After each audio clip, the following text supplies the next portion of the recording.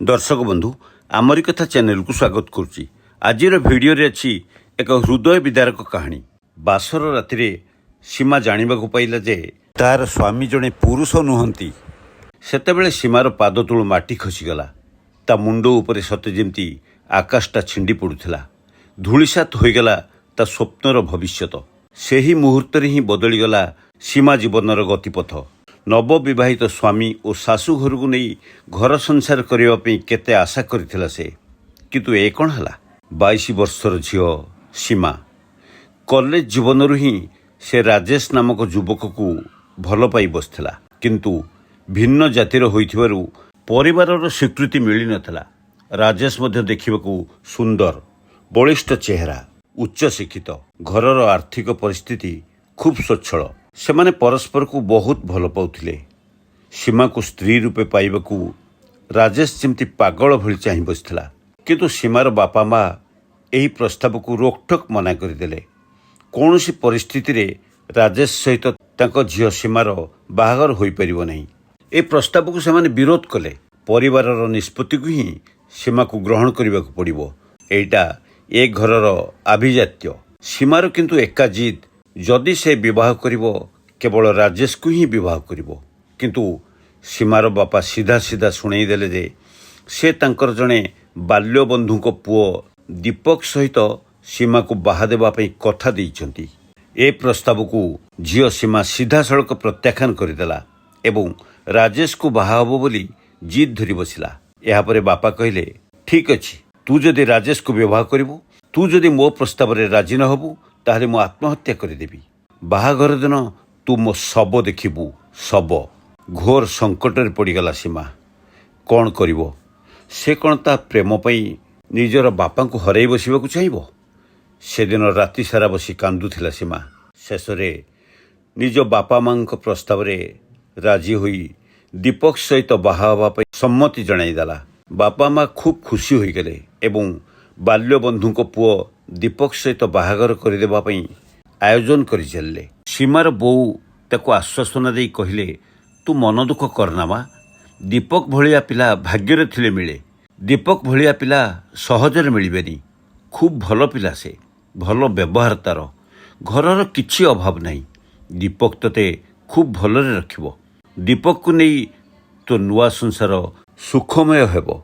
तापरे दीपक सहित सीमार निर्बंध हैला। सीमा राजेश को सब कथा जणाई निजर असहायता प्रकाश कला। किछि दिन पर दीपक सहित राजेशर बाहागर खूब धूमधाम रे हैला। ए खबर राजेशर छाती रे जेमती नाली गारटी टाणीदेला। तथापि तार विश्वास थिला जेते प्रतिघात आसिले भी ता सीमा निश्चय ता पाखकू फेरी आसिबो। ता सहित सीमार प्रेम जदि सच्चा होइथिबो तेबे दुनिया रे केही तांको अलगा करि परिबेनी। से विश्वास थिला, किंतु काहे सेमिति तो घटिलानी। तामाने सीमा ताको धोखा देला। चित्कार करी करी कही बुलिला से ता प्रेमिक धोखाबाज। सीमा गोटे धोखाबाज। हाँ हाँ, ए दुनिया रे नारी होची छलना बई, मायाबिनी। से जनक मन किणी अन्य जनक सहित संसार करि पारे। ए दुनियाटा धोखाबाज। शेषरे राजेश सबुदिन पई अविवाहित रहिजिबा पई निष्पत्ति नेला। सेपटे सीमार बाहाघर सरला। बासर राति नवदंपतिकर प्रथम मिलन। स्वामी दीपकर प्रथम स्पर्श पई अपेक्षा करी चाहि बसिथिला सीमा। किंतु ए कौन? स्वामी दीपक रूम को प्रवेश करी बेड ऊपर को न जाई मसिणाटीए पारी तले शोई पड़ला। सीमा दीपक को उठाई कहला, ए कौन दीपक, तमे तले शोईच कहीं? तमर स्थान तले नुहे उपरे, आस। दीपक सीमार हाथ को छड़ाई आनी कहला, मते छाड़ी दियो, भारी कुतुकुतिया लगुची। मते तमे दीपक नुहे बरं दीपा बोली डाकिले मु खुशी हेबी। ए सीमा, तमर मु कौन सेवा करिबी? तम गोड़ मोड़ी देबी कि? सीमा को चतुर्दिग अंधार देखागला।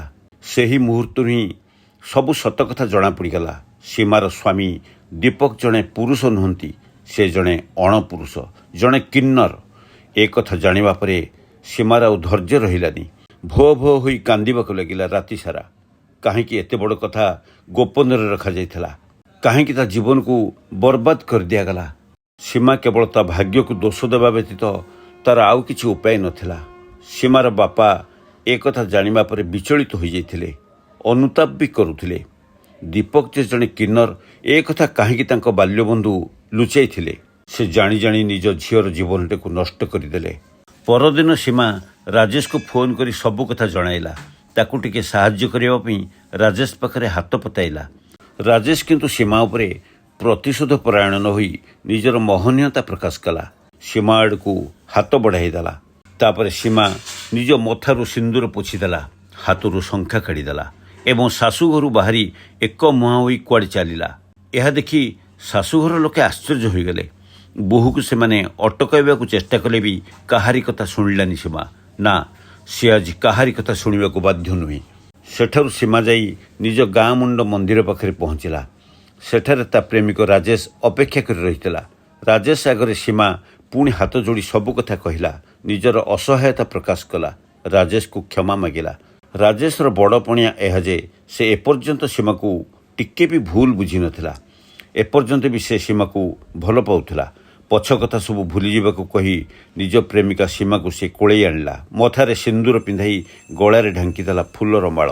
ଠାକୁରଙ୍କୁ ସାକ୍ଷୀ ରଖି ସୀମାକୁ ନିଜ ସ୍ତ୍ରୀ ଭାବେ ଗ୍ରହଣ କରିନେଲା। ଦର୍ଶକ ବନ୍ଧୁ, ସୀମା ଯାହା କଲା ସେ ତା ଶାଶୁଘର ପ୍ରତି ବିଶ୍ୱାସଘାତକତା କଲାନି କି? ଦୀପକ ଯେ ଜଣେ ପୁରୁଷ ନୁହେଁ, କିନ୍ନର, ସୀମାର ଶାଶୁଘର ଲୋକେ ଏକଥା ଲୁଚେଇ ସୀମା ପ୍ରତି ବିଶ୍ୱାସଘାତକତା କରିଥିଲେ, ନା ସୀମା ଶାଶୁଘରୁ ଚାଲିଆସି ଶାଶୁଘର ପ୍ରତି ବିଶ୍ୱାସଘାତକତା କଲା? ସୀମା ଯଦି ଶାଶୁଘର ପ୍ରତି ବିଶ୍ୱାସଘାତକତା କରିନଥାନ୍ତା ତାହେଲେ ତା ଜୀବନଟା ବର୍ବାଦ ହୋଇଯାଇଥାନ୍ତା। ଗୋଟେ ପଟେ ଶାଶୁଘର ପ୍ରତି କର୍ତ୍ତବ୍ୟ, ଆଉ ଗୋଟେ ପଟେ ତା ନିଜର ଭବିଷ୍ୟତ, ତା ନିଜ ଜୀବନ, ନିଜ ସଂସାର। ତୃତୀୟ କଥା ହେଲା ତାର ପ୍ରେମିକ ରାଜେଶର ମହନୀୟତା, ରାଜେଶର ବଡ଼ ପଣିଆ। ଏ ତିନୋଟି କଥାରୁ କେଉଁ କଥାଟିଏ କାହାଣୀରେ ପ୍ରତିଫଳିତ ହେଉଛି ଆପଣମାନେ କହିବେ। ସୀମା ଠିକ୍ କଲା ନା ଭୁଲ କଲା? ଦୟାକରି ଆପଣମାନେ କମେଣ୍ଟରେ ଲେଖିବେ ଏବଂ ଲାଇକ୍, ସେୟାର ଓ ସବସ୍କ୍ରାଇବ୍ କରିବେ। ରହୁଛି, ଧନ୍ୟବାଦ।